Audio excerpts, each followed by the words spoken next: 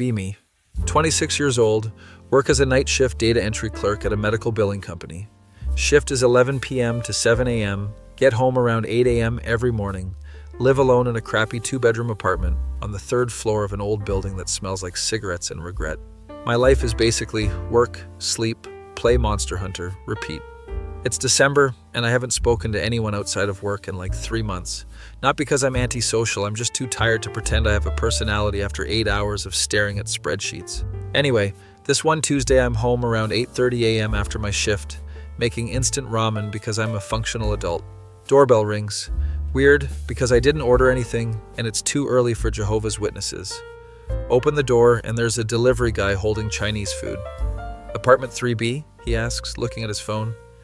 Yeah, that's me, but I didn't order anything. He checks his phone again, looks confused. Order says deliver to 3B, customer already paid with tip, just need you to take it. I'm standing there in my pajama pants and a shirt that says I paused my game to be here, wondering if this is a prank. What if it's like poisoned or something? Delivery guy gives me a look like I'm an idiot. Dude, it's from Golden Dragon. They're not trying to assassinate you, just take the food. He shoves the bag at me and leaves before I can argue. Bring the food inside, open it up.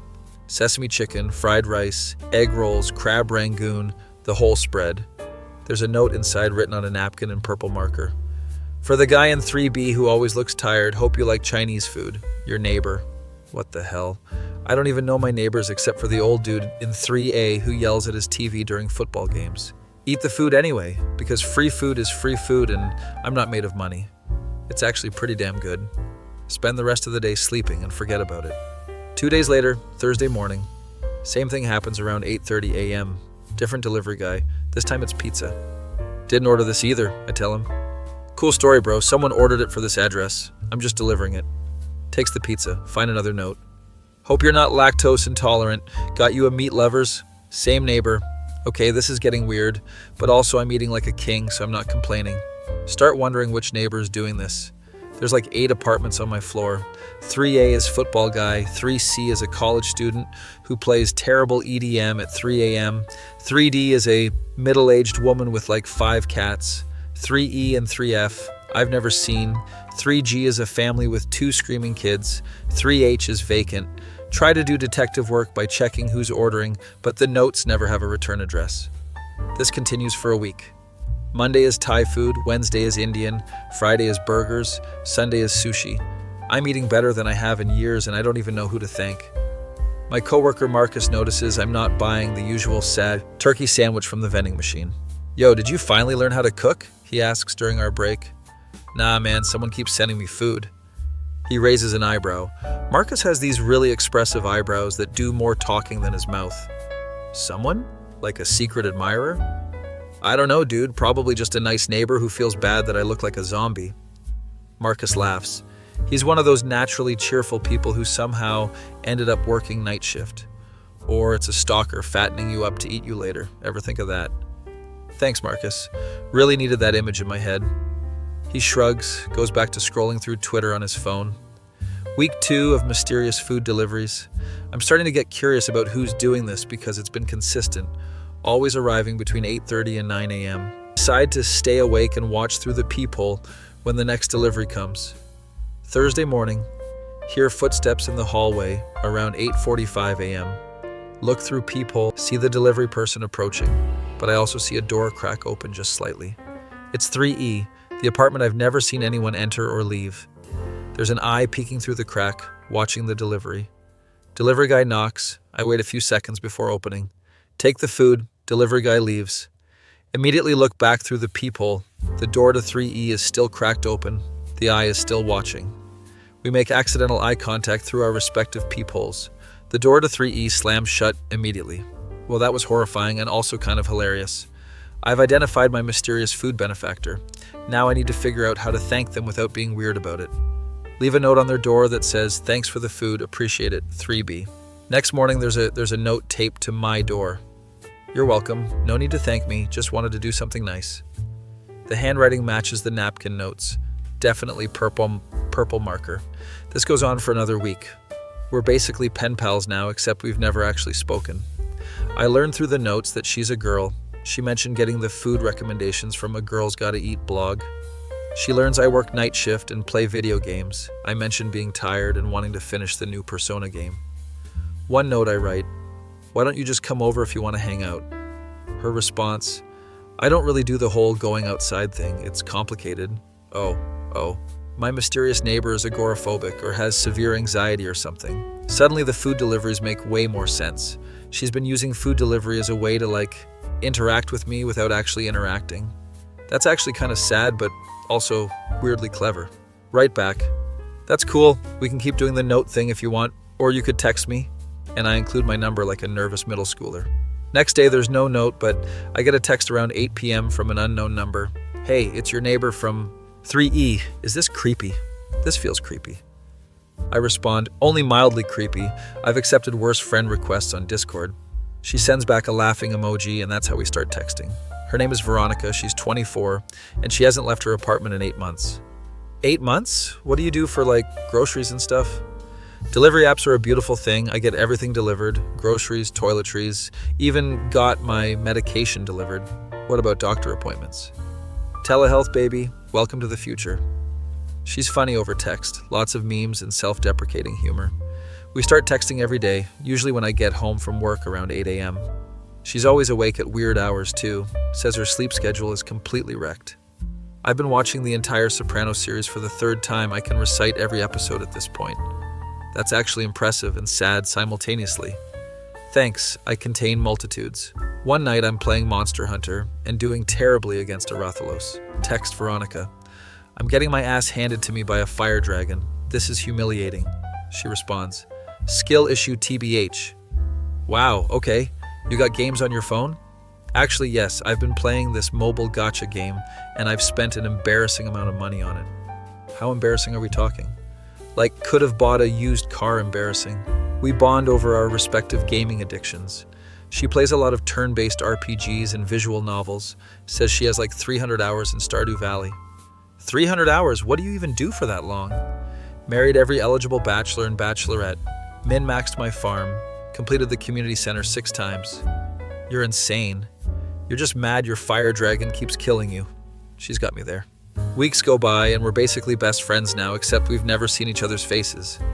I know she has dark hair because she mentioned needing to order more purple hair dye. She knows I'm probably average looking because I describe myself as aggressively mediocre in appearance. The food deliveries continue, but now they come with personalized notes. One day I get Thai food with a note that says, "Got you the spicy one because you said you wanted to feel alive." I send her a selfie of me crying while eating it with the caption, "I'm alive." She responds with crying, laughing emojis. My coworker Marcus is invested in this whole situation now. "So you got yourself an e-girlfriend who lives next door? That's some next level chronically online behavior." She's not my girlfriend, we're just friends. Friends who send each other food and text every day and have never met? Sounds like half the relationships on Reddit. Marcus has a point, but I ignore him. One night Veronica texts me around 2 a.m. "You awake?" "Yeah, just got home. What's up?" "Do you ever feel like the world is too loud?" Uh-oh, this is getting deep. Sometimes, yeah, especially after dealing with people all night at work. Used to be normal, like I had friends and went to college and everything, but then I just couldn't anymore. Don't really know what to say to that. That sounds really hard. It is, but also it isn't. Yes, it sucks being stuck inside, but also the outside world is genuinely terrible. So am I really missing much? I mean, there's some cool stuff outside trees and shit. Compelling argument. We text until 4 a.m. about everything and nothing. She tells me she used to want to be a veterinarian, but dropped out of college during her 3rd year. I tell her about how I fell into data entry because I couldn't figure out what else to do with my life. "We're both just kind of existing, huh?" she texts. "Yeah, but at least the food is good." She sends me a meme of that guy tapping his head. Start noticing things about our routine. She always orders food to arrive exactly between 8:30 and 9 a.m. because she knows that's when I get home. She asks about my day, even though my days are all exactly the same. She remembers little details like how I mentioned liking extra ginger in my sushi. One day I decide to test something. Order food to be delivered to her apartment. Get her a bunch of stuff from this Korean place she mentioned wanting to try. Schedule it for 7 p.m. when I know she's awake based on our texting patterns. Text her at 7. Check your door. A few minutes later. "Did you send me food?" Turnabout is fair play. I don't thank you. I'm not used to people doing nice things for me. Well, get used to it because I'm going to keep doing it. She sends me a photo of the food spread out on her table, and in the background I can see her apartment. It's surprisingly neat. Lots of plants by the window, posters on the wall. I spot a Death Note poster and immediately text, "I thought you had taste." Excuse me, Death Note is a masterpiece. It's overrated and you know it. We're not friends anymore. You'll be back. I'm the only person who sends you Korean food. And you make a valid point. This becomes our thing now. We alternate sending each other food. She sends me stuff she thinks I'll like based on our conversations. I send her stuff to try to expand her delivery restaurant horizons. One time she sends me food from a place called Sadness Burgers, which is apparently a real restaurant. The name is too on brand for both of us. That's why I chose it. I'm working one night when Marcus asked me about the food girl again. You ever gonna actually meet her, or are you just gonna keep this pen pal thing going forever? I don't know, man. She's got her reasons for not wanting to leave her apartment. Yeah, but you could just knock on her door. You live like 20 feet away from each other. That feels like violating the terms of our agreement. What agreement? The unspoken one where we pretend this is a normal friendship. Marcus shakes his head. You're both weird as hell, but honestly it's kind of wholesome. Carry on. Get home one morning. Around 8 a.m. and find a package outside my door instead of food. Text Veronica. What's this? Open it, dummy. It's a model kit for a Gundam. I mentioned once like 3 weeks ago that I used to build these in high school. She remembered. Veronica, this is like $60. I didn't ask for a price check. I asked if you liked it. I love it, but you can't just buy me expensive stuff. Watch me. Spend my day off building the Gundam while texting her progress photos. She's genuinely excited about it, asking questions about the process. I used to watch Gundam Wing when I was younger, had the biggest crush on Duo Maxwell. The guy with the braid? Really? Don't judge me. I'm absolutely judging you. When I finish building it around 6 p.m., I send her a photo of it posed on my desk. She responds, "He's beautiful. I'm proud of you." Something about that message makes me smile like an idiot. Around week 8 of our friendship, things are getting comfortable. We have inside jokes, we know each other's schedules. She knows my coffee order. One night she texts, "Hypothetically, if someone wanted to voice chat, would that be weird? You want a voice chat?" I said hypothetically. Hypothetically, I would be down for that. She sends me a Discord invite.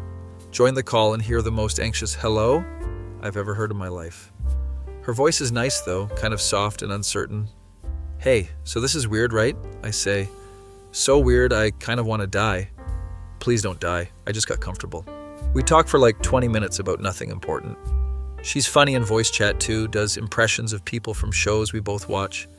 There's a moment of silence and she goes, "I can't believe we're neighbors who have never actually met. This is like a Black Mirror episode." The least dystopian Black Mirror episode, maybe? True, nobody's died yet. Yet, keyword yet? We start voice chatting regularly after that.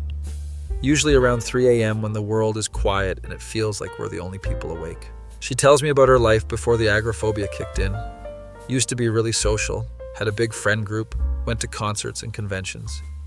What happened? I asked carefully. Panic attack at a grocery store, couldn't breathe, thought I was dying, whole traumatic experience. She says it casually, but I can hear the weight behind it. After that, every time I tried to go out, I'd just freeze up. Eventually, I stopped trying. Do you want to try again someday? I don't know, maybe. It feels impossible right now, though. Don't push it, just let her talk. She mentions her parents live in another state and thinks she's just going through a phase. A phase that's lasted 8 months? They're very optimistic people. My life starts revolving around our conversations. I look forward to getting home from work because I know she'll text me. I find myself thinking about her during my shift, wondering what she's doing. Marcus notices I'm smiling at my phone more. You're in deep, homie, he says while we're organizing files. What are you talking about? You got that look, that I'm catching feelings look. I don't have a look. You absolutely have a look. I've seen it on every dude who's about to do something stupid. I'm not doing anything stupid, we're just friends. Friends who send each other gifts and talk every day and probably dream about each other. I throw a pen at him. He dodges it easily and laughs. I'm just saying, man, at some point you gotta figure out what this is. The thing is, I don't know what this is. We're not dating. We've never even seen each other in person. But I care about her more than I've cared about anyone in years. Is that weird? Definitely. Do I care that it's weird? Not really. One night during a voice call, Veronica says something that catches me off guard. You know you're like my best friend, right? Yeah, you're mine too. I just wanted to say that because I feel like I should clarify, this isn't just casual for me. What do you mean? I mean, I actually give a damn about you and your life, and whether that stupid fire dragon kills you in Monster Hunter. I'm grinning like an idiot at my computer screen. I give a damn about you too, Veronica. You're not getting rid of me that easily. Good, because I've invested too much food money to quit now. We both laugh, but there's something else there. Something neither of us is saying. A few days later, I'm walking past her door on my way to my apartment. I stop, stand there for a second. We're so close, but might as well be in different countries. Text her, I'm standing outside your door. She responds immediately, I know, I heard your footsteps. That's not creepy at all. You're the one loitering in the hallway. Touché. Go home and sleep, you sound tired. I go home, but I can't stop thinking about how weird this situation is. We're neighbors, we're friends, we talk every day, but we've never met. Is this sustainable? Probably not. Do I want to change it? I don't know. What I do know is that Veronica has become the most important person in my life. And that's either really beautiful or really sad. Maybe it's both. My face when I became best friends with my neighbor through food delivery apps, and we've never actually seen each other. Be me. 3 months into this weird friendship with my agoraphobic neighbor, Veronica. It's now March, still working night shift 11 p.m. to 7 a.m. We talk every single day, voice chat at least 3 times a week, send each other food constantly. It's basically a relationship, except we've never actually met in person. Marcus won't shut up about it at work. Bro, you need to just knock on her door, this is getting ridiculous, he says while we're taking our lunch break. I can't just show up uninvited, that's psycho behavior. You literally talk to her for hours every night. I think you're past the point of worrying about being invited. He's eating a sandwich his wife packed for him. Marcus is one of those disgustingly happy married people. His wife, Nina, packs his lunch every day with little notes. It's adorable and makes me want to die. What does Nina think about my situation? She thinks you're both idiots who are clearly into each other but too scared to admit it. We're not into each other, we're friends. Marcus gives me the most patronizing look I've ever received. My guy, you smile at your phone like every 5 minutes. You talk about her constantly. You know her favorite food, her sleep schedule, what shows she's watching. That's just being a good friend. That's called being in love, you dense moron. I throw my apple at him. He catches it and takes a bite. I'm keeping this, and you're in denial. Get home from work that morning around 8 a.m., and there's a package outside my door. It's a gaming headset, really nice one too, probably cost like $150. Text Veronica immediately. You need to stop buying me expensive stuff. Your old headset sucks, and I'm tired of hearing the audio quality during our calls. Consider it a gift for me.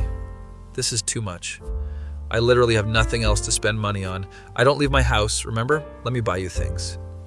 Can't really argue with that logic. Set up the new headset and call her around 9 a.m. to test it. Holy crap, I can hear everything. This is like high definition you, I say. Told you it was worth it. Now I can hear you rage at video games in crystal clear quality. We end up talking for 3 hours about nothing. She tells me about this manga she's been reading about a shut-in who gets transported to another world. Isn't that just wish fulfillment for people like us, I ask? Absolutely, and I'm not ashamed to admit I'm living vicariously through a fictional NEET. Somewhere around hour 2, she mentioned she's been watching me through the peephole sometimes. That's serial killer behavior, Veronica. I just want to see what you look like. All I know is you're allegedly average looking with brown hair. Allegedly? You don't believe me? Everyone says they're average looking. You could be hideous or secretly hot, I have no data. Well, you could just open your door when I walk by. She goes quiet for a second. Not ready for that yet. Don't push it. Change the subject to her gotcha. Game addiction.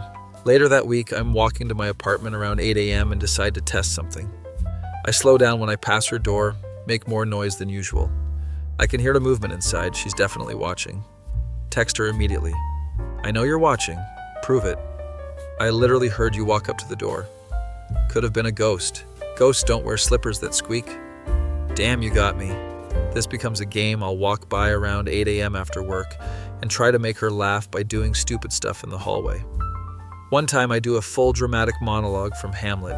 She texts me, That was the worst performance I've ever witnessed, and I'm including middle school plays. You're just jealous of my theatrical talent? I'm jealous that you have the confidence to do that in a public hallway. Another time I walk by playing the SpongeBob theme song from my phone. Her door cracks open and I hear her laughing. "Are you 12 years old?" she calls out. "Are you gonna come out here and stop me?" The door closes immediately. Baby steps, I guess. At work, Marcus is dealing with his own drama. Apparently his younger brother Tyler is going through a breakup and staying with them. The dude won't stop eating all our food and playing League of Legends at full volume at 4 a.m., Marcus complains. Sounds like every younger brother ever. Nina's about to murder him. I give it 2 more days before she kicks him out. Bring him to work. Night shift could use more people.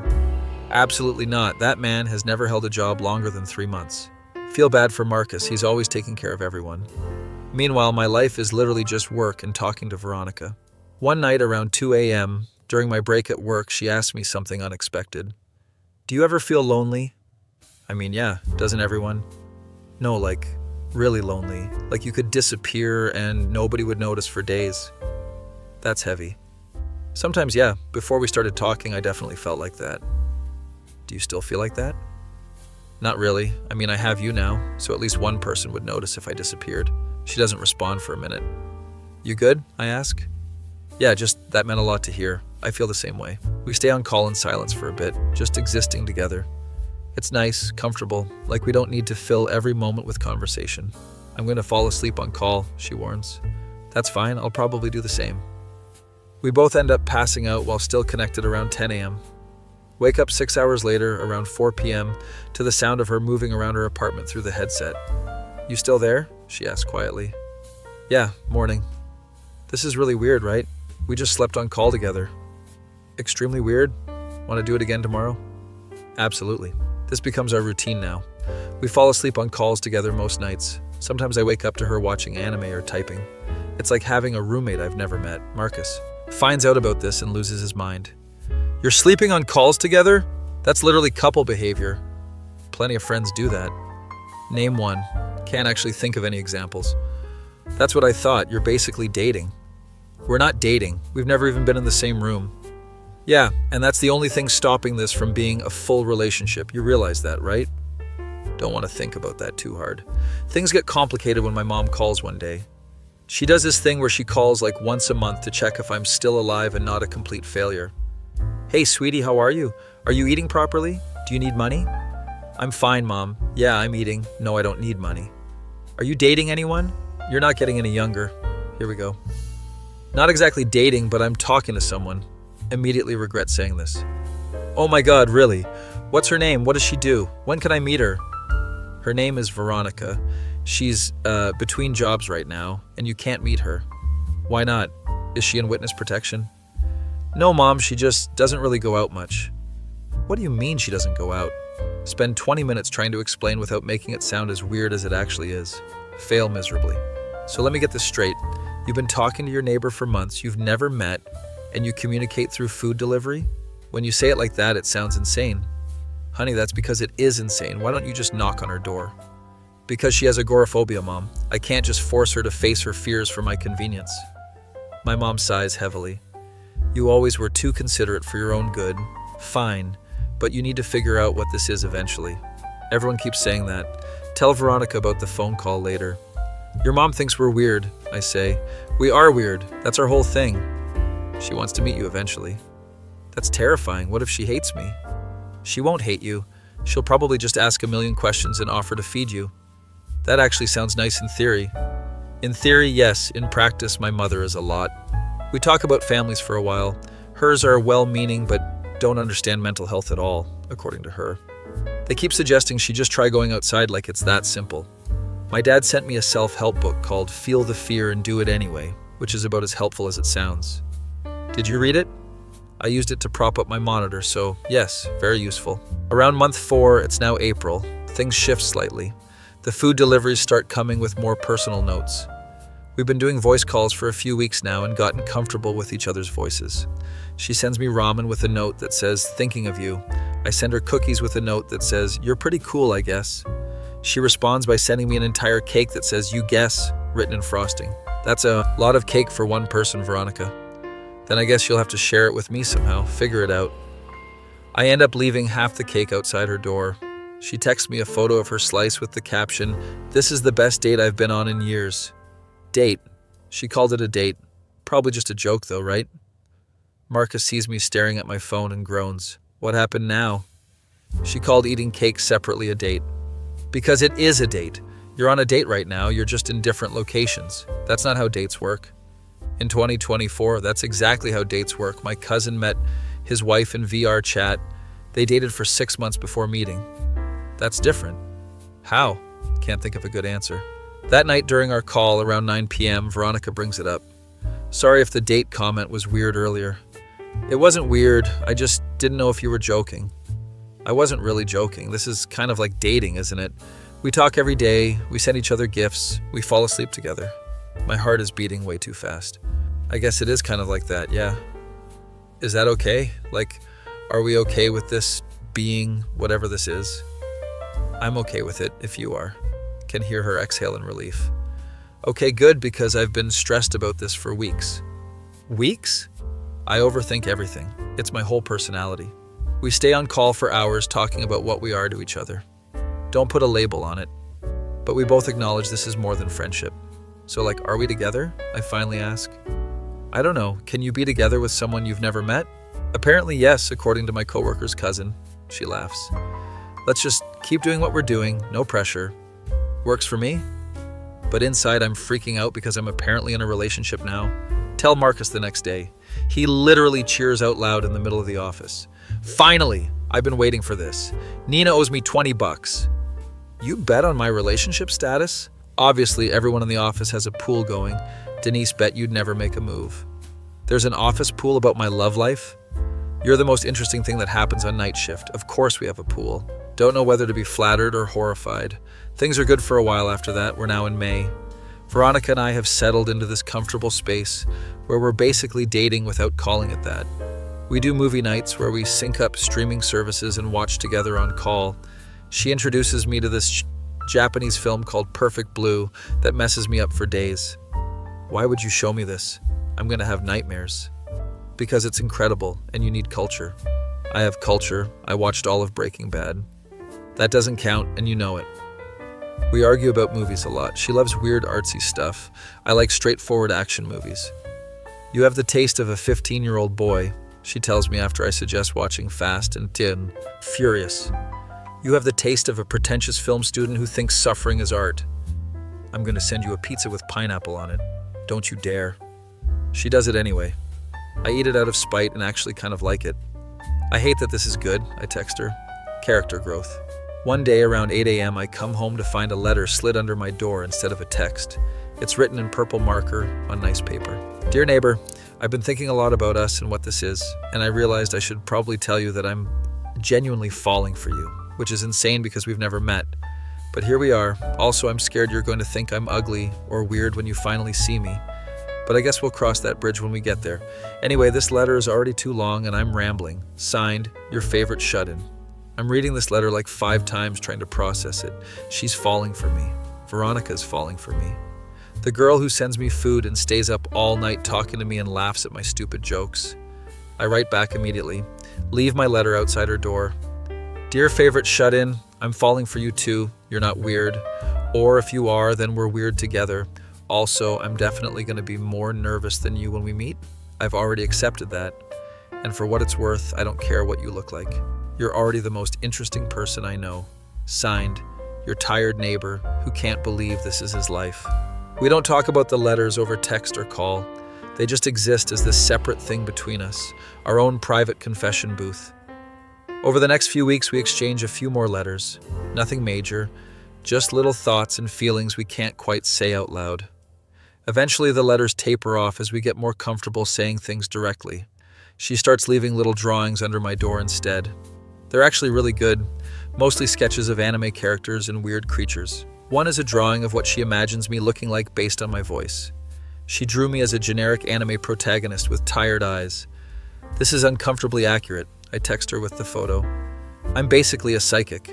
I try to draw her back, but I have zero artistic talent. End up drawing a stick figure with purple hair. This is the worst thing I've ever seen. I'm printing it and hanging it on my fridge, she responds. You better not. She sends me a photo of it on her fridge, held up by a magnet. The girl is insane, and I'm completely gone for her. Month 5 arrives, it's June now, and Marcus's brother Tyler actually ends up getting hired at our company. He's working day shift in a different department, but I see him sometimes when shifts overlap. Tyler's basically a younger, more chaotic version of Marcus. Yo, you're the guy with the invisible girlfriend, right? He asked me one day at shift change. She's not invisible, she's just indoor exclusive. That's a nice way of saying she won't leave her house. You seem like you're one bad day away from never leaving your house. Fair point, respect. Tyler actually turns out to be cool despite being a League of Legends addict. He adds me on Discord and we play games sometimes when I'm off work and he's done with his shift. Veronica's suspicious. Who is this Tyler person and why is he in my territory? Your territory? You're my gaming buddy. This dude needs to back off. Are you jealous of my coworker's brother? No. You're totally jealous. Okay, maybe a little. I don't have other friends and I don't want to share you. That's actually kind of sad, but also sweet. You're not sharing me. Tyler's just someone to play ranked games with when you're asleep. Fine, but if he's cooler than me, I'm going to be upset. Nobody's cooler than you, Veronica. She sends me a heart emoji and I save it in my screenshots like a loser. Things are peaceful until they're not. One night around 11 p.m., right before my shift, Veronica sounds off during our call. She's quieter than usual, taking longer to respond. You okay? I ask. Yeah, just bad day. Want to talk about it? Not really. Can we just exist together for a bit? Of course. We sit in silence while she watches YouTube videos. I can hear her breathing, occasional sniffles like she's been crying. Veronica. Yeah? I'm here, you know that, right? Whatever's going on, I'm here. She makes a sound that's half laugh, half sob. I know, that's the only thing keeping me together right now. Don't know what else to say, so I just stay on the call. Eventually she falls asleep and I listen to make sure she's breathing steadily. Text Marcus the next day asking for advice. What do you do when someone you care about is going through something but won't talk about it? You just be there, man. Sometimes that's all you can do. Not everything needs to be fixed. Marcus is surprisingly wise for someone who exclusively wears graphic tees with memes on them. Veronica's better the next day, acts like nothing happened. I don't push it. We fall back into our routine of food deliveries and late night calls. She sends me Thai food with extra spicy because she knows I hate it. Why do you do this to me? Builds character? I have enough character. Incorrect. You need more suffering. I send her the blandest sandwich possible in revenge. This is violence, she texts. This is justice. One random Tuesday morning around 8 a.m., she texts me something that makes my heart stop. Hypothetically, if someone wanted to maybe open their door while you're in the hallway, would you promise not to look? You want to open your door? I said hypothetically. Hypothetically, yes, I would promise not to look. Okay, walk by my door in 10 minutes. I'm nervous as hell. Wait exactly 10 minutes, then walk past her door. I hear the lock click.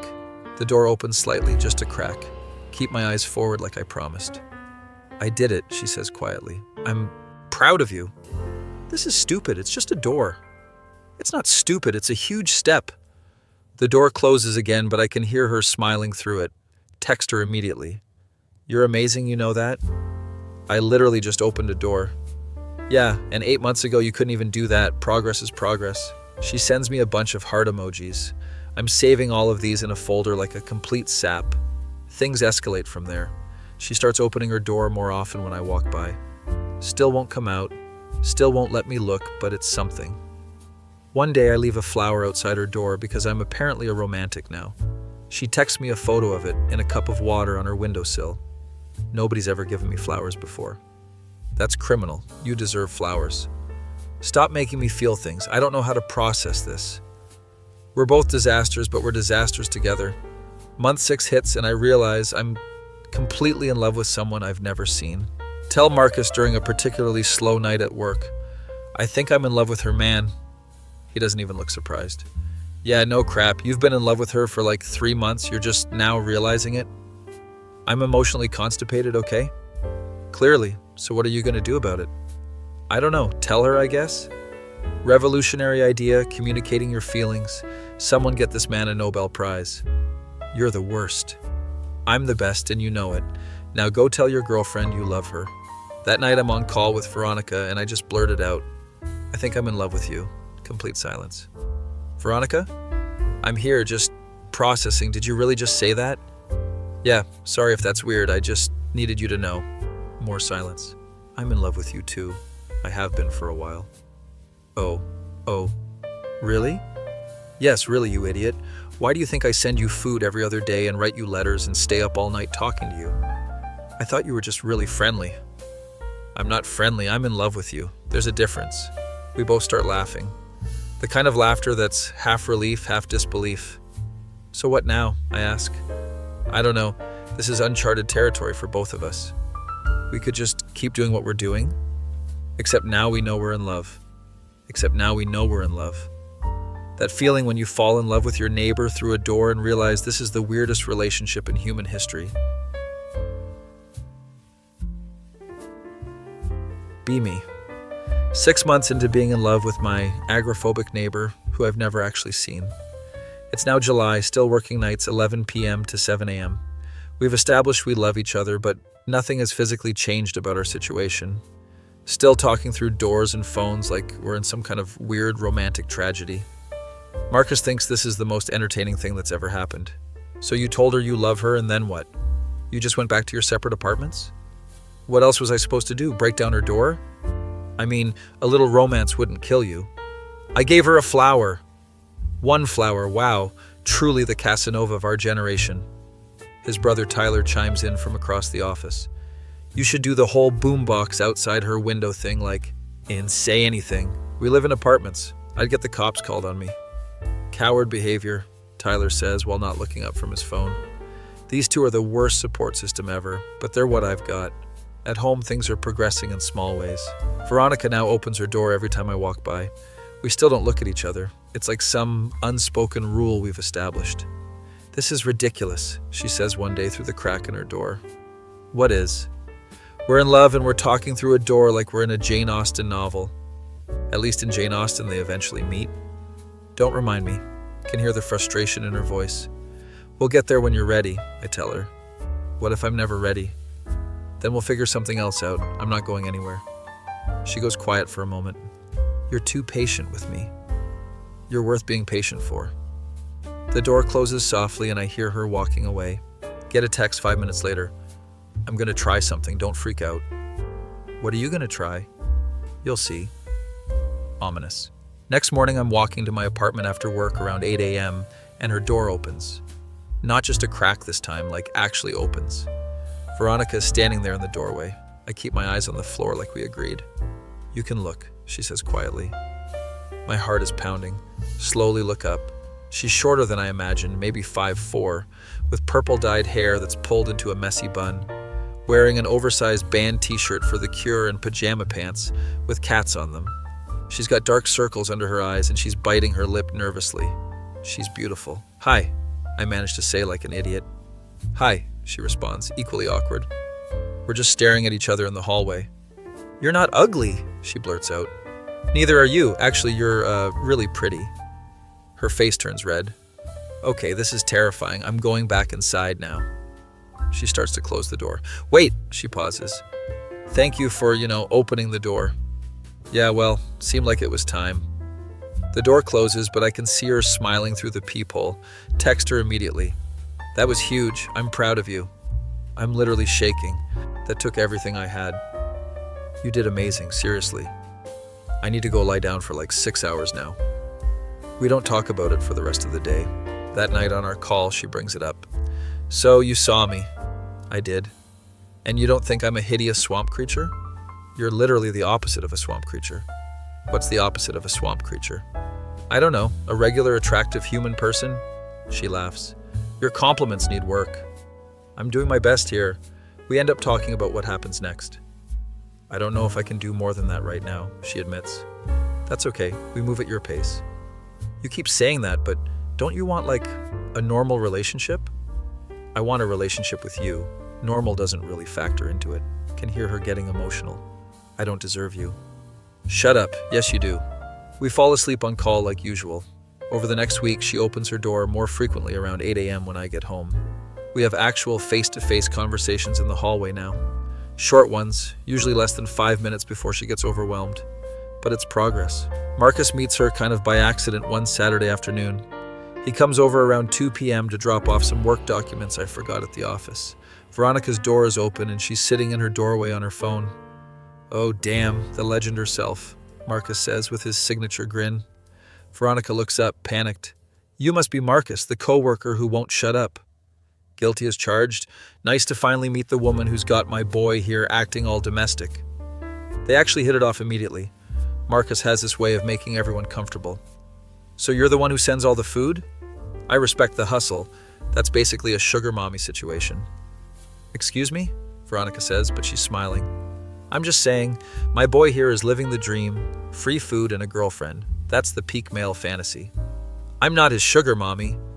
Sounds like something a sugar mommy would say. I'm standing there watching this interaction in horror. They exchange numbers and suddenly Marcus is in our Discord server. "This is the worst thing that could have happened," I tell Veronica later. "I like him. He's funny. He's going to tell you embarrassing stories about me." "That's exactly why I like him." Tyler also gets added to the Discord somehow. Our private space is now invaded by the Chaos Brothers. Tyler immediately starts spamming memes. "Your co-worker's brother is unhinged," Veronica observes. "Yeah, he's like that. You get used to it." Tyler starts a conversation in the Discord about the best anime openings. This somehow turns into a 4-hour debate. "Cruel Angel's thesis is overrated," Tyler declares. The entire server turns on him. "You take that back right now," Veronica types. "I will die on this hill." "Then perish," I respond. Marcus is just posting laughing emojis while his brother gets roasted. Our weird little friend group is actually becoming a real thing. One night around 10 p.m., Veronica asks if she can come sit outside my door. "Like in the hallway?" "Yeah, I want to try being outside my apartment, but not, like, far outside." "Okay, yeah, of course." She shows up with a blanket and sits against the wall next to my door. I sit on my side of the door. We're separated by like 3 inches of wood, but it feels closer than we've ever been. "This is nice," she says. "Yeah, it is." We sit there for an hour just talking. She tells me about her life before the agoraphobia kicked in. Used to go to concerts all the time, had a whole friend group, was studying psychology in college. I was going to be a therapist. Ironic, right? You'd probably be a good therapist. You're easy to talk to. I can't even leave my house. I don't think that's a qualification for therapy. You'll get there. You have a lot of faith in me. Someone has to. She reaches under the door and her hand finds mine. We hold hands through the gap under the door like complete dorks. "This is so stupid," she says, but she's not letting go. "Stupidest thing ever," I agree, also not letting go. We stay like that until my hand falls asleep. Progress is slow but steady after that.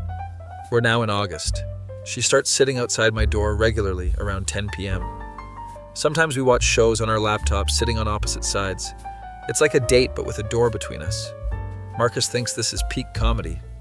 "You're holding hands under a door? Like prison pen pals?" "It's romantic." "It's something all right." Tyler's more supportive, surprisingly. "Honestly, it's kind of cute in a really weird way, like a romance anime but sadder." "Thanks, Tyler. Very encouraging." I'm just saying if this was an anime, I'd watch it. Things take a turn when Veronica's parents announce they're visiting. She has a full meltdown over text one Wednesday evening. They're coming this Saturday and they're going to want to take me out to dinner and I can't. "Did you tell them about the agoraphobia?" They think I'm exaggerating for attention. That's horrible. "Want me to be there when they visit?" "How? You can't exactly hide in my closet." "I could be your emotional support neighbor, just in the hallway if you need me." "You'd do that?" "Obviously." Her parents arrive on Saturday around noon. I can hear them through the walls. Her mom's voice is high-pitched and anxious. "Sweetheart, you look so pale. Are you eating enough?" "I'm fine, Mom." "This apartment is so dark, you need more sunlight. When's the last time you went outside?" Can hear Veronica's voice getting tighter. I go outside.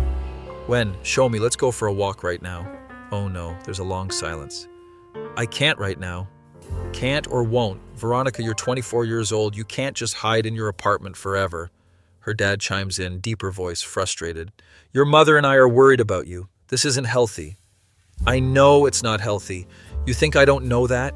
Things are escalating. I text her. "I'm right outside if you need me." A few minutes later, there's a knock on my door.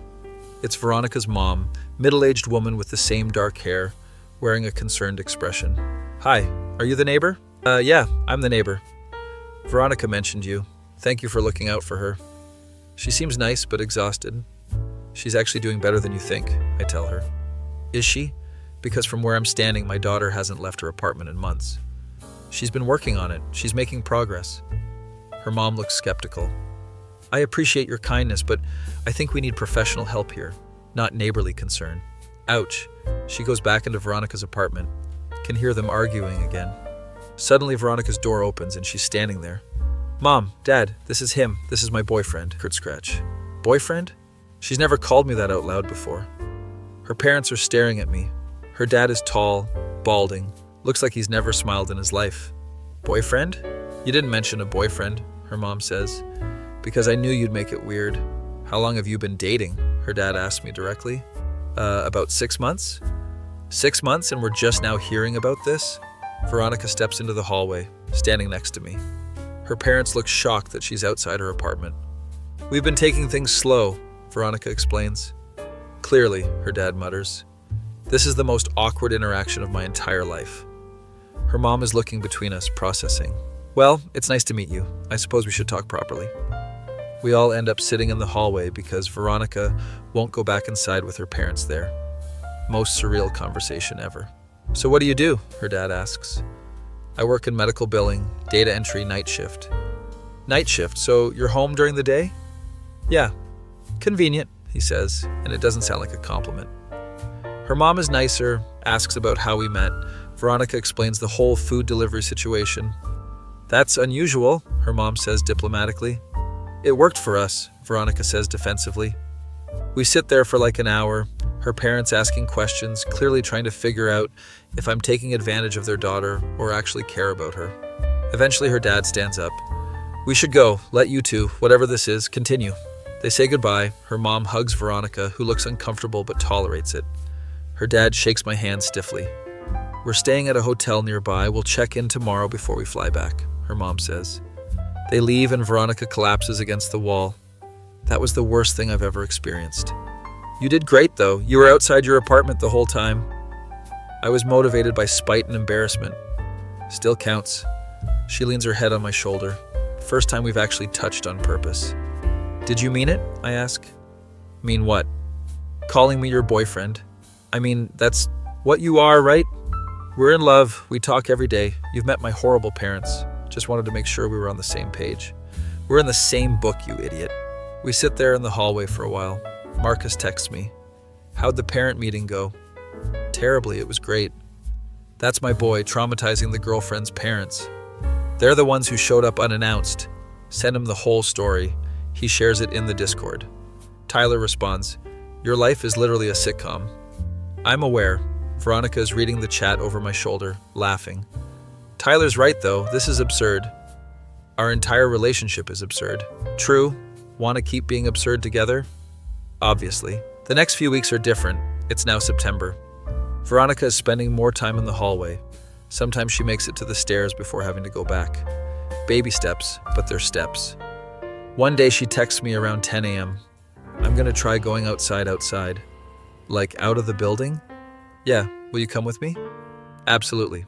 We plan it for a Saturday morning around 11 a.m. when there's less people around. I meet her in the hallway. She's dressed in real clothes for once, jeans and a hoodie. I'm terrified, she admits. I know, but I'm right here. We make it to the stairwell. She's breathing heavy, clearly panicking. We can stop whenever you want, I remind her. No, I want to do this. We go down one flight of stairs. She's gripping my hand so hard it hurts. Make it to the ground floor. The door to outside is right there. I can't. That's okay. No, I need to. I'm so tired of being scared. She pushes the door open. Sunlight hits her face and she squints. We step outside. She makes it exactly 3 steps before having a full panic attack. I help her sit down on the curb. She's hyperventilating. Breathe with me, in through your nose, out through your mouth. We sit there for 10 minutes while she calms down. I'm sorry, she says through tears. Don't apologize. You made it outside. That's huge. I couldn't even make it to the sidewalk.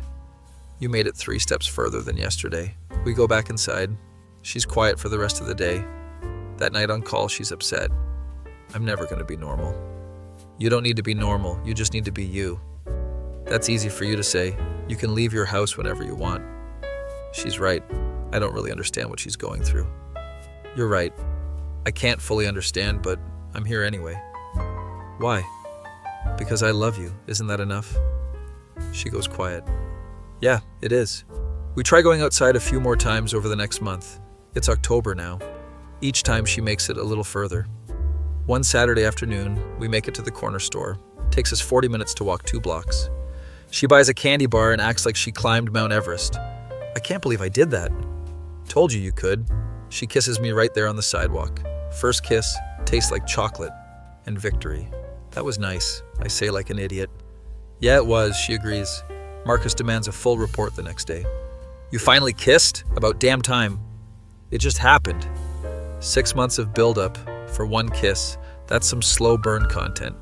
Tyler adds, did you guys hear the Hallelujah chorus? It wasn't that dramatic. Sounds pretty dramatic to me. Things are good after that. We're in November now. We're actually dating now, like really dating. She comes over to my apartment sometimes. We watch movies on my couch. She falls asleep with her head on my shoulder. It's domestic and comfortable, and everything I didn't know I needed. She still has bad days where she can't leave her apartment. I bring food over. We eat together at her kitchen table. Sorry I'm a mess, she says during one of these days. You're my mess. That's the worst thing you've ever said. Yeah, I immediately regret it. We laugh, and it's okay. Her parents call her one evening around 7 p.m. I'm there when it happens. How are you, sweetie? Actually, Mom, I'm good. I went outside yesterday. Can hear her mom's surprise through the phone. You did? Oh, honey, that's wonderful. Yeah, and I'm seeing someone about the anxiety, like actual therapy. I'm so proud of you. Veronica tears up a little. After the call, she looks at me. I couldn't have done any of this without you. Sure you could have. You just needed time. No, I mean it. You didn't try to fix me. You just existed with me until I could fix myself. Don't really know what to say to that. You're worth existing with. She rolls her eyes, but she's smiling. You're so corny. You love it. Unfortunately, yes. Month 9 rolls around. It's December again. Exactly 1 year since we started this whole thing. We're at my apartment playing Mario Kart one evening. She's destroying me because apparently she's a secret gaming god. How are you this good? 8 months of practice while you were at work. She's gotten so comfortable here that she keeps spare clothes in my closet. Sometimes she stays over. We fall asleep watching trash TV. It's normal, or as normal as we're going to get. Marcus and Nina invite us over for dinner one Saturday evening. Veronica is nervous about meeting more people. What if they think I'm weird? They already know you're weird. I've told them everything. That's not reassuring. Dinner's actually great. Nina is exactly as nice as Marcus said. She's a kindergarten teacher, which explains why she has the patience to deal with Marcus. So you're the famous Veronica, Nina says warmly. That's me, the shut-in girlfriend. Marcus told me about your situation. That takes a lot of courage to work through. Veronica relaxes a bit. Tyler is also there, somehow turned this into a group thing. Yo, it's the hallway couple, he announces when we arrive. Please never call us that again, I say. Dinner is chaotic but fun. Tyler and Marcus argue about whether cereal is a soup. Nina and Veronica bond over their shared love of weird indie music. You guys should come over more often, Nina says at the end. I'd like that, Veronica responds. On the walk back to our building around 9 p.m., she takes my hand. I have real friends now, that's weird. Good weird? Yeah, good weird. We're almost to our building when she stops. Hey, I love you. I love you too. No, like I really love you. In the scary, permanent way. My heart is going to explode. I really love you too, in the scary, permanent way. We stand there on the sidewalk like idiots in love, because that's what we are. Idiots in love who met through food delivery apps and fell for each other through a door. It's been almost a year now since we started talking. Veronica is doing better, still has bad days, but they're fewer. She got a part-time remote job doing customer service. I'm contributing to society, she announced proudly. You were always contributing, now you're just getting paid for it. We're talking about maybe getting a place together in the new year. Is it too soon? She asked one evening. We've been basically living together for months, just in separate apartments. That's true, might as well make it official. Looking at apartments online together feels domestic and right. Marcus is thrilled when we tell him, finally, took you long enough. We've only been dating for 9 months. Yeah, but you've been in love for like a year. I'm counting from the first food delivery. Can't really argue with that logic. Tyler makes a joke about us getting married. Don't rush them, Nina scolds. But Veronica and I exchange a look. Maybe not now, but someday. Yeah. We find a ground floor apartment in a different building. Veronica wants to be able to go outside easier. Moving day is chaotic. Marcus and Tyler help us move, mostly by arguing about the proper way to carry a couch. You're doing it wrong, Tyler yells. I'm literally a grown man. I know how to carry furniture. Clearly you don't. Nina and Veronica watch them struggle from the doorway. They're idiots, Nina observes. Complete morons, Veronica agrees fondly. Our new apartment is small, but it's ours. We set up the living room with both our gaming setups. We're going to be that couple who games together, Veronica says. I can live with that. First night in the new place, we order food delivery. Old habits die hard. Remember when you didn't know who was sending you food? Veronica asks. Feels like a lifetime ago. Think you'd do it again? The whole weird neighbor situation? Absolutely. Best decision I never made. She throws a pillow at me. We fall asleep on the couch together, watching some documentary about penguins. It's perfect in its imperfection. Life isn't a fairy tale. Veronica still struggles sometimes.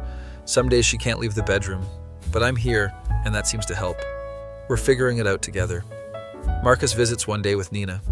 You guys look domestic as hell, he observes. We have a succulent. We're basically adults now, I respond. The succulent is dying, Veronica points out. We're basically trying to be adults. Everyone laughs. Later that night, Veronica and I are sitting on our tiny balcony. She's come so far from the girl who couldn't open her door. What are you thinking about? She asks. How lucky I am. That's disgustingly sappy. You're stuck with me now. Yeah, I am. She leans against me and we watch the sunset. It's not perfect, nothing ever is. But it's ours and that's enough. Somewhere in the building, someone's ordering delivery. Maybe they'll meet someone weird and wonderful too. Maybe they'll fall in love through a door. Stranger things have happened.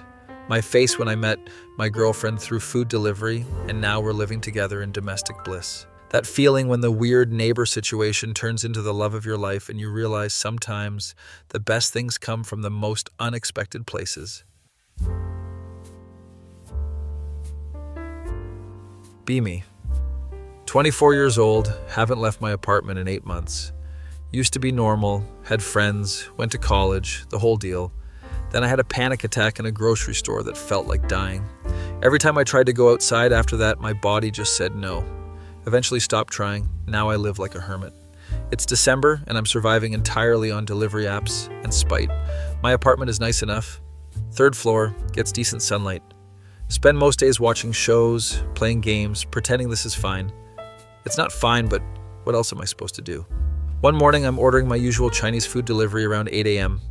Accidentally hit the wrong apartment number, 3B instead of 3E. Realize my mistake immediately, but it's already been confirmed and paid for. Panic for like 5 minutes.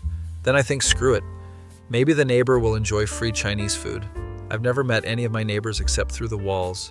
There's a guy in 3B who I hear coming home every morning around the same time. Sounds tired based on how heavily he walks. Probably works night shift or something. Feel weirdly bad for him. He sounds lonely. I'm lonely too, so maybe I recognize it. Decide to write a note on a napkin. For the guy in 3B who always looks tired, hope you like Chinese food, your neighbor. Feel like an idiot, but whatever, it's done. Spend the rest of the day wondering if he'll think it's creepy. Probably thinks it's creepy. Why did I do that? 2 days later, I'm bored and feeling impulsive. Order pizza to his apartment on purpose this time. Another note. Hope you're not lactose intolerant. Got you a meat lovers. Same neighbor. This is stupid. I'm being stupid. But also it's kind of fun. Like I'm interacting with the world without actually having to be in the world. He probably thinks I'm insane. Week goes by and I keep doing it. Thai food Monday, Indian Wednesday, burgers Friday, sushi Sunday. I'm spending way too much money on this, but I have nothing else to spend it on. My remote customer service job pays okay and I have 0 expenses since I never go anywhere. Start timing the deliveries so I can watch through my peephole when he gets them. Definitely serial killer behavior, but I'm committed now. He always looks confused, but he takes the food. He's actually kind of cute in a tired, disheveled way. Brown hair, looks like he hasn't slept in 3 days, wearing pajamas at 8:30 a.m. My type apparently is functionally depressed night shift worker. Great. One day he leaves a note on my door. Thanks for the food, appreciate it, 3B. Stare at this note for like 20 minutes. He's acknowledging me. Write back, you're welcome.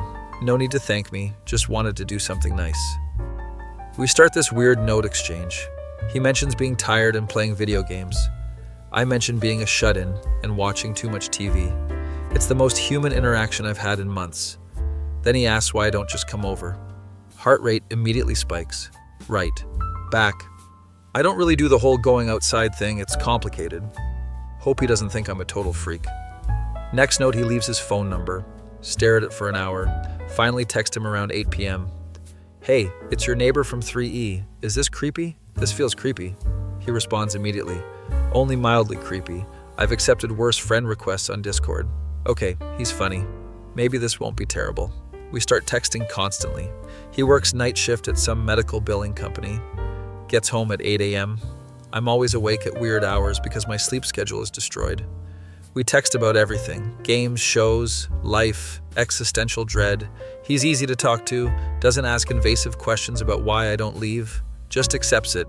That's new. Most people try to fix me or tell me I'm being dramatic. He just exists alongside me in this weird digital space we've created. One night I'm having a bad time, feeling extra isolated. Text him around 2 a.m. Do you ever feel like the world is too loud? He responds immediately, even though he should be at work. We text until 4 a.m. about everything. Fall asleep feeling less alone. Start developing feelings which is inconvenient because I've never even seen him in person. Well, I've seen him through the peephole, but that doesn't count. My therapist, yes, I do telehealth, I'm not completely dysfunctional, asks about my social life. I'm kind of friends with my neighbor. That's great. Do you see them often? We've never actually met. She gives me that concerned therapist look through the screen. We text every day, though. Veronica, you know that's not the same as real human connection. I know that. Obviously I know that. But it's the best I can do right now. Tell my neighbor we should voice chat. Immediately regret suggesting it. Hypothetically, if someone wanted to voice chat, would that be weird? You want to voice chat? I said hypothetically. Hypothetically, I would be down for that. Send him a Discord invite with shaking hands. Join the call and my voice comes out as the most anxious hello ever. His voice is nice, kind of deep and tired sounding. We talk for 20 minutes and it's awkward, but good awkward. He makes me laugh with his terrible impression of SpongeBob. Start voice chatting regularly after that. Usually around 3 a.m. when the world is quiet. Sometimes we just sit in silence and it's comfortable. One night I fall asleep on call and wake up to him still there. You still there? I ask quietly. Yeah, morning. This is really weird, right? We just slept on call together. Extremely weird. Want to do it again tomorrow? Absolutely. This becomes routine. We fall asleep together most nights. It's the closest thing to human contact I've had in months. My feelings are getting worse. I'm in love with my neighbor who I've never met. This is a nightmare. Decide to test something. Next time I hear him walk by, I open my door just a crack. He keeps walking, doesn't look. We've established this unspoken rule where we don't look at each other. It's stupid, but it feels safer. Start opening my door more often when he walks by. Baby steps. My therapist is actually proud of me for this. You're making progress, Veronica. I'm opening a door. It's not exactly climbing Everest. For you, it might as well be. She's right, but I hate that she's right. One morning, I'm feeling brave. Stand in my doorway when I hear him coming. You can look, I tell him. Hold my breath while he looks up. His face does this thing where he smiles and looks surprised at the same time. Hi, he says like an idiot. Hi, I respond, equally dumb. We stare at each other for way too long. You're not ugly, I blurt out, because my brain-to-mouth filter is broken. Neither are you. Actually, you're really pretty. My face is on fire. Okay, this is terrifying. I'm going back inside now. Close the door and immediately text him. That was huge. I'm proud of you, he responds. I'm literally shaking. That took everything I had. Spend the rest of the day recovering from 30 seconds of human interaction. This is my life now. We start having face-to-face conversations in the hallway. Short ones, less than 5 minutes before I need to retreat. But it's something. His coworker Marcus shows up one day. My door is open and I'm sitting in the doorway scrolling my phone. Marcus is this friendly guy with an enormous smile. Oh damn, the legend herself, he says. Have a brief moment of panic, but he's so naturally chill that I relax. You must be Marcus, the coworker who won't shut up. We end up talking and he's actually cool. Exchange numbers. He gets added to our Discord. Suddenly I have 2 friends. 2 whole friends. Look at me being social. His brother Tyler joins the server too. Tyler is chaos incarnate, but in a fun way. We argue about anime openings for 4 hours one night. This is the most social interaction I've had since college. It's overwhelming, but good overwhelming. Around month 4, I realize I'm definitely in love with my neighbor. His name is Alex, by the way. I should probably mention that. Alex, who sends me food and talks to me for hours and doesn't try to fix me. I decide to write him a letter because I can't say this stuff out loud. Dear neighbor, I've been thinking a lot about us and what this is, and I realized I should probably tell you that I'm genuinely falling for you, which is insane because we've never met, but here we are. Also, I'm scared you're going to think I'm ugly or weird when you finally see me, but I guess we'll cross that bridge when we get there. Anyway, this letter is already too long and I'm rambling. Signed, your favorite shut-in. Slide it under his door and immediately regret everything. He writes back. His letter says he's falling for me too. Spend the next hour crying in a good way. We exchange letters for a few weeks. They're easier than talking somehow, more honest. Eventually we get comfortable enough to say things directly and the letters stop. But I keep all of his in a box under my bed like a sentimental loser. One day I'm having a breakdown because my parents announced they're visiting. Text Alex in full panic mode. They're coming this Saturday and they're going to want to take me out to dinner and I can't. He offers to be there for support. Just knowing he's nearby helps. Saturday arrives and my parents show up. My mom immediately starts with the concerned questions. Sweetheart, you look so pale. Are you eating enough? I'm fine, Mom. This apartment is so dark, you need more sunlight. When's the last time you went outside? Can feel the panic building. I go outside. When? Show me. Let's go for a walk right now. Everything in my body is screaming, no. I can't right now. Can't or won't. Veronica, you're 24 years old. You can't just hide in your apartment forever. She doesn't get it. She'll never get it. Argument escalates, and I can feel myself shutting down. Then I do something impulsive. Open my door and step into the hallway. Alex is standing outside his door like he promised. Mom, Dad, this is him. This is my boyfriend. Boyfriend. I just called him my boyfriend out loud. We've never established that, but screw it. Emergency situation. My parents look shocked that I'm outside my apartment. Even more shocked that I have a boyfriend they didn't know about. We all end up sitting in the hallway having the most awkward conversation ever. My dad interrogates Alex about his job and intentions. My mom keeps giving me these worried looks, but I'm outside my apartment, in the hallway, talking to people. That's huge for me, even if nobody else realizes it. After they leave, I collapse against the wall. That was the worst thing I've ever experienced. You did great, though. You were outside your apartment the whole time.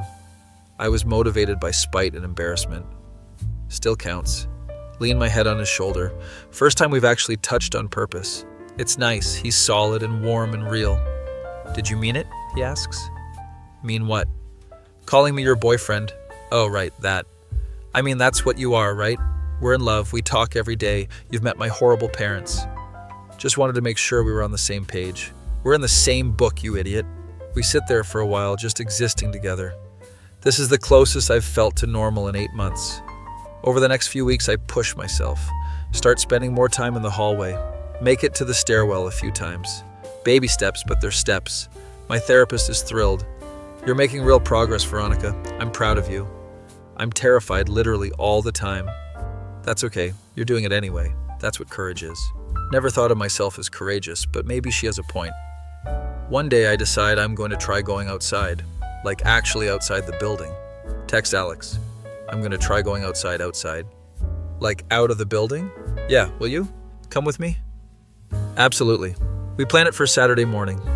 Wake up that day feeling like I'm going to throw up. Alex meets me in the hallway.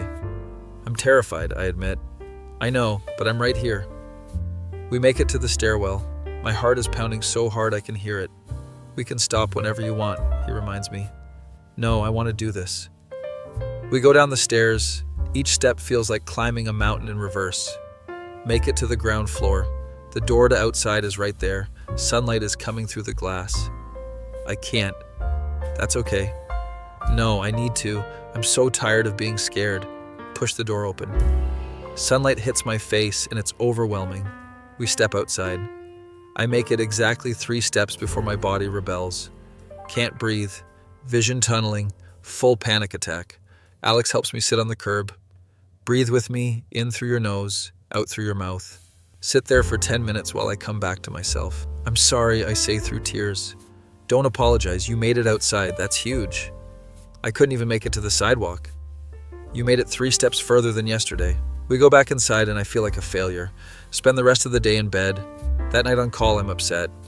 I'm never going to be normal. You don't need to be normal. You just need to be you. That's easy for you to say. You can leave your house whenever you want. He's quiet for a second. You're right. I can't fully understand, but I'm here anyway. Why? Because I love you. Isn't that enough? Yeah, it is. We try going outside a few more times over the next month. Each time I make it a little further. One day we make it to the corner store. Takes us 40 minutes to walk 2 blocks. I buy a candy bar and feel like I conquered the world. I can't believe I did that. Told you could. Kiss him right there on the sidewalk. First kiss, it's perfect. Tastes like chocolate and freedom. That was nice, he says. Yeah, it was. Things get easier after that. Not easy, but easier. I start going to his apartment sometimes. We watch movies on his couch. I fall asleep with my head on his shoulder. It's domestic and comfortable. Still have bad days where I can't leave my apartment. He brings food over and we eat at my kitchen table. Sorry I'm a mess, I say during one of these days. You're my mess. That's the worst thing you've ever said. Yeah, I immediately regret it. We laugh, and it's okay. My parents call and I tell them I went outside. My mom cries happy tears through the phone. Oh, honey, that's wonderful. Yeah, and I'm seeing someone about the anxiety, like actual therapy. I'm so proud of you. Tear up a little. After the call, Alex looks at me. I couldn't have done any of this without you. Sure you could have. You just needed time. No, I mean it. You didn't try to fix me. You just existed with me until I could fix myself. He doesn't really know what to say to that. You're worth existing with. Roll my eyes, but I'm smiling. You're so corny. You love it.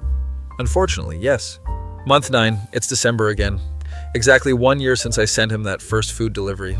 We're at his apartment playing Mario Kart, destroying him because I'm actually good at games. How are you this good? 8 months of practice while you were at work. I've gotten so comfortable here, have spare clothes in his closet, sometimes stay over for days. It's normal, or as normal as we're going to get. Marcus and Nina invite us to dinner. I'm nervous about meeting more people. What if they think I'm weird? They already know you're weird. I've told them everything. That's not reassuring. Dinner's actually great. Nina is sweet and doesn't make me feel broken. Tyler is chaos, but fun chaos. We bond over indie music. You guys should come over more often, Nina says. I'd like that. On the walk back, Alex takes my hand.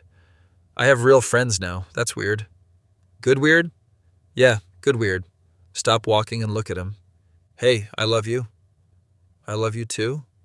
No, like, I really love you. In the scary, permanent way. His face does that smile thing again. I really love you too. In the scary, permanent way. We're idiots standing on the sidewalk. But we're idiots in love. It's been a year since I sent that first delivery. I'm doing better, still have bad days, but fewer. Got a part-time remote job, contributing to society. We're talking about getting a place together. Is it too soon? I ask. We've been basically living together for months, just in separate apartments. That's true, might as well make it official. Looking at apartments online together. We find a ground floor place in a different building. Easier for me to go outside. Moving day is chaos with Marcus and Tyler arguing about furniture. Nina and I watch them struggle. They're idiots, Nina observes. Complete morons, I agree fondly. Our new apartment is small, but it's ours. We set up both our gaming setups in the living room. We're going to be that couple who games together, I say. I can live with that. First night we order food delivery. Old habits die hard. Remember when you didn't know who was sending you food? I ask. Feels like a lifetime ago. Think you'd do it again? The whole weird neighbor situation? Absolutely. Best decision I never made. Throw a pillow at him. We fall asleep on the couch watching some documentary. It's perfect in its imperfection. Life isn't a fairy tale. I still struggle sometimes. Some days I can't leave the bedroom. But Alex is here, and that helps. We're figuring it out together. Marcus visits with Nina. You guys look domestic as hell, he observes. We have a succulent. We're basically adults now, Alex responds. The succulent is dying, I point out. We're basically trying to be adults. Everyone laughs. Later that night, we're sitting on our tiny balcony. I've come so far from the girl who couldn't open her door. What are you thinking about? Alex asks. How lucky I am. That's disgustingly sappy. You're stuck with me now. Yeah, I am. Lean against him and watch the sunset. It's not perfect, nothing ever is. But it's ours, and that's enough. A year ago, I was completely alone. Now I have a boyfriend, friends, a life. All because I accidentally sent food to the wrong apartment. Best mistake I ever made. My face when I fell in love with my neighbor by sending him food deliveries, and now we live together. That feeling when you realize sometimes the best things happen when you're too anxious to leave your house, but brave enough to reach out anyway.